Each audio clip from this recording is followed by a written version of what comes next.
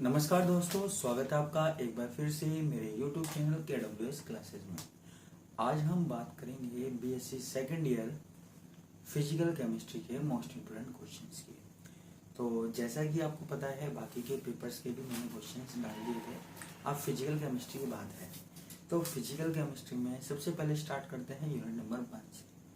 अब देखो, physical chemistry का जो सिलेबस है वो एक लेंथी सिलेबस है। आपको पता होगा, इतने सारे टॉपिक है, इतने सारे पार्ट है, लेकिन उन पार्ट में से भी मोस्ट क्वेश्चंस निकालना बहुत बड़ी टेडिकेट है। लेकिन फिर भी हमने कोशिश की है थोड़ी सी। तो यूनिट नंबर 1 की हम बात करते हैं। तो यूनिट नंबर 1 में सबसे पहला काम आपको क्या करना है, केवल 15 मिनट का काम है। आपको छोटे छोटे जो टॉपिक है ना, डेफिनेशन है, वो आपको रट लेनी है एक बार, क्योंकि ये छोटी छोटी डेफिनेशन जो है शॉर्ट नोट के रूप में आती है। जैसे ऊष्मा क्या होती है, कार्य क्या होता है, और तंत्र के प्रकार क्या हैं, ऊष्मागतिक प्रक्रम क्या है, थर्मोडायनेमिक प्रोसेस। ये छोटे छोटे टॉपिक आपको 15-20 मिनट का काम है, वो तो आपको कर ही लेना है। उसके बाद आपको दो चीजें यहाँ पे जरूर करनी है। एक तो ऊष्मागतिकी का प्रथम नियम, फर्स्ट लॉ ऑफ थर्मोडायनेमिक्स, साथ में आपके है ऊष्माधारिता, हीट कैपेसिटी, सीपी और सीवी में संबंध। ये जो टॉपिक है ऊष्माधारिता, सीपी व सीवी में संबंध निकलवाता है, ये आपके बहुत बार है और ये मोस्ट इम्पोर्टेंट क्वेश्चंस भी है। और इसके अलावा अगर जूल थॉमसन देखना चाहो तो आप देख लेना, नहीं तो आपको ऊष्मागतिकी के प्रथम नियम और ऊष्माधारिता, इनमें से आपको क्वेश्चंस आराम से मिल जाएगा। अब बात आती है इसमें जो अथवा वाला क्वेश्चंस है, उसमें सीधी सी बात है, एक न्यूमेरिकल तो आएगा, एक न्यूमेरिकल आएगा, एक क्वेश्चन तो आएगा।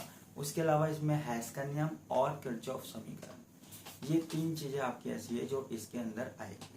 तो ये हमारे पास क्या हो गया, यूनिट नंबर 1। अब बात करते हैं यूनिट नंबर 2 की। यूनिट नंबर 2 में कोई छोटी यूनिट तो नहीं है, लेकिन इसमें आपको क्या पढ़ना है, एक तो आपको पढ़ना है सेकंड लॉ, ठीक है। उसके बाद आपको पढ़नी है कार्नोट साइकिल, कार्नोट चक्र, और एक ऊष्मागतिक पैमाना, थर्मोडायनेमिक स्केल ऑफ टेम्परेचर। अब यहाँ पे ये जो तीन टॉपिक है, ऊष्मागतिकी का द्वितीय नियम, कार्नोट चक्र, और जो थर्मोडायनेमिक स्केल, ऊष्मागतिकी पैमाना, इनमें से आपको आराम से एक टॉपिक मिल जाएगा। ये तीन टॉपिक अगर आप तैयार कर सकते हो तो कर लेना, आपको एक टॉपिक बिल्कुल डेफिनेटली मिल जाएगा। क्लियर है। उसके अलावा आपके पास चॉइस में जो क्वेश्चन है, तो आपको क्या करना है, एक तो आपको ली सेतालिये का सिद्धांत अगर आपको पढ़ना है तो पढ़ सकते हो। अथवा में जो अथवा वाला क्वेश्चन है वो इसमें से मिलेगा। क्लेपिरॉन समीकरण, क्लेपिरॉन इक्वेशन आपको पढ़नी है, बहुत मोस्ट इंपोर्टेंट क्वेश्चन है। इसके साथ इसमें नेस्टेड समीकरण है, नेस्टेड समीकरण और थर्ड लॉ, ठीक है। तो मैंने इसको दो भागों में बांटा था, तो एक भाग में आप याद कर सकते हो सेकंड लॉ, कार्नोट चक्र और थर्मोडायनेमिक स्केल। इन तीन टॉपिक में से चांस है कि आपको एक टॉपिक आराम से मिल जाए।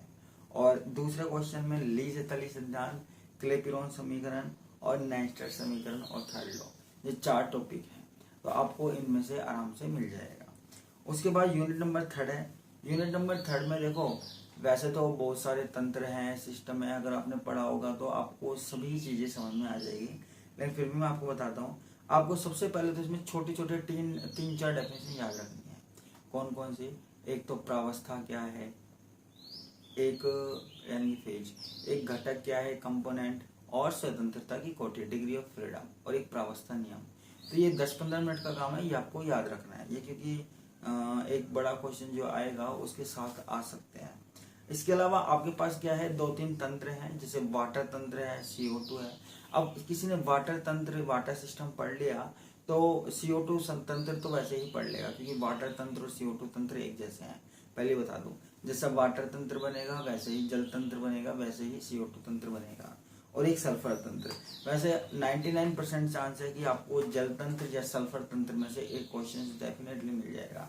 लेकिन फिर भी अगर आप सेफ्टी से चलना चाहते हो तो इसके साथ बिस्मिथ कैडमियम और PBAG, लेड सिल्वर वाले तंत्र आप पढ़ सकते हो। ये बिल्कुल सेफ हो जाएगा, 100% हो जाएगा, क्योंकि एक तंत्र तो आपके आएगा, तो वो तंत्र आपके पास या तो होगा जल तंत्र, या होगा सल्फर तंत्र, या फिर बिस्मिथ कैडमियम और PBAG। ये जो मैंने आपको 4-5 तंत्र बताए हैं, इनमें से कोई एक तंत्र आएगा। अब आप कहोगे सर इतने सारे तंत्र बता दिए, इतने सारे नहीं बताए हैं, और भी तंत्र है। इसके अलावा कई सारे तंत्र है, जिंक, मैग्नीशियम, या वो फलाना दिखाना, लेकिन उनकी बात हमने नहीं करी है। आप बस ये 4-5 तंत्र पढ़ लोगे और वो जो 3-4 डेफिनेशन मैंने बताई है वो पढ़ लोगे, फेज रूल, प्रावस्था नियम, स्वतंत्रता की कोटि, घटक, तो आपका काम हो जाएगा। ठीक है, अब आगे चलते हैं यूनिट नंबर 4 पे। अब यूनिट नंबर 4 में नाम वाले जो टॉपिक है ना वो आप पढ़ लो, क्योंकि आप इसमें डीपली कहाँ तक जाओगे, जैसे इसमें न्यूमेरिकल भी आने के चांसेस यूनिट में। तो कौन कौन से टॉपिक है, एक तो कोलराउस का नियम, कोलराउस लॉ, आर्रेनियस का सिद्धांत, आर्रेनियस ने क्या कहा, ओस्टवाल्ड तनुता नियम, ओस्टवाल्ड ने क्या कहा, डेबाय हकल ओनसेगर समीकरण, डेबाय हकल ने क्या कहा, और एक अभिगमनांक। ये 4-5 से टॉपिक है, इनमें से आपको मिल जाएगा 99% आपको मिलेगा, बिल्कुल मिलेगा। कोलराउस नियम क्या है, रट लो। आर्रेनियस नियम क्या है, रट लो। ओस्टवाल्ड तनुता सिद्धांत क्या है, रट लो। डेबाय हकल ओनसेगर समीकरण, रट लो। तो ये 4 टॉपिक है, इन 4 टॉपिक में से आपको आराम से क्वेश्चन आपको आता हुआ दिखेगा एग्जाम में। और साथ में इसमें जो दिया हुआ है अभिगमनांक, ट्रांसपोर्ट नंबर, वो आपको पढ़ लेना है।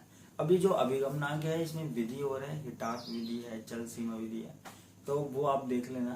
तो आपके पास ये इतना सा कर दिया है मैंने इस यूनिट को। तो आगे चलते हैं, इसके बाद है यूनिट नंबर 5। यूनिट नंबर 5 में एक आपके पास है, पहला ही टॉपिक है उत्क्रमणीय इलेक्ट्रोडों के प्रकार, types of electrode, reversible electrode. अब आपके पास एग्जाम में इलेक्ट्रोडों के प्रकार में से कोई सी भी इलेक्ट्रोड आपसे पूछ ली जाएगी, जैसे hydrogen electrode, glass electrode, quinhydrone electrode. तो 1 या 2 इलेक्ट्रोड के बारे में आपसे डिस्क्राइब कराया जाएगा, पूछा जाएगा कि बताओ कि ये इलेक्ट्रोड कैसे काम करती है, इसकी सेल समीकरण क्या है, इसका जो भी पोटेंशियल वगैरह है वो क्या है, वो बताइए। तो ये तो आपसे पूछेगा। इसके अलावा नैस्टेड समीकरण आपको पढ़नी है, ये तो जरूरी है भैया, नैस्टेड समीकरण हम नहीं छोड़ सकते हैं। ठीक है, क्योंकि नैस्टेड समीकरण पर ही सारे सेल आधारित है।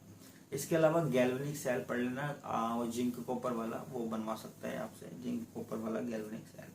क्लियर है, ये क्वेश्चन हो गया। अब आप कहते हो नहीं हम इतने से टॉपिक नहीं पढ़ेंगे और भी पढ़ना है, तो एक आप पढ़ना ध्रुवन पोलराइजेशन, एक आप पढ़ना द्रव जंक्शन विभव, लिक्विड जंक्शन पोटेंशियल, अति वोल्टेज, अधि वोल्टेज ये पढ़ना, जिसको ओवर पोटेंशियल और ओवर वोल्टेज बोलते हैं, और एक पीएच और पीके। ठीक है, कितनी सी यूनिट कर दी मैंने। इलेक्ट्रोडों के प्रकार आपके पास आ सकता है डेफिनेटली 99%। नेस्टेड समीकरण पढ़ना, ये है गैल्वेनिक सेल पढ़ना। ठीक है, इन तीनों में से एक क्वेश्चन तो आपको डेफिनेटली मिलेगा। और फिर भी और चीजें पढ़ना चाहते हो तो ये छोटे छोटे टॉपिक है, डेफिनेशन है 4-4, 5-5 लाइन की। ध्रुवनता या ध्रुवन, द्रव जंक्शन विभव, अति वोल्टेज, अधि वोल्टेज, और पीएचपी की परिभाषा। ठीक है, ये आप पढ़ना तो आपको क्वेश्चंस मिल जाएगा। इसके अलावा एक बात और, क्योंकि कई बार क्वेश्चंस में डालता हूँ अपने टेलीग्राम चैनल पे, तो उसका मैं लिंक दे दूंगा। तो टेलीग्राम चैनल की लिंक है मेरे डिस्क्रिप्शन बॉक्स में, या आप सर्च कर सकते हो KWS क्लासेज, तो उसको भी आप जाके ज्वाइन कर लीजिएगा, क्योंकि वहां पर भी कई बार क्वेश्चंस में डालता हूँ, जैसे यहाँ नहीं डाल पाता, और एग्जाम से रिलेटेड, रिजल्ट से रिलेटेड कोई भी इन्फॉर्मेशन हो तो मैं वहां पे अपलोड करता हूँ। मैं चाहता हूँ आप उस चैनल को भी ज्वाइन कीजिए। साथ में अगर इस चैनल पर आप नए हो या कोई और है तो उससे भी बोलिएगा कि इस चैनल को ज्वाइन करने के लिए। ठीक है, तो इसी के साथ मैं आपसे विदा लेता हूँ। धन्यवाद।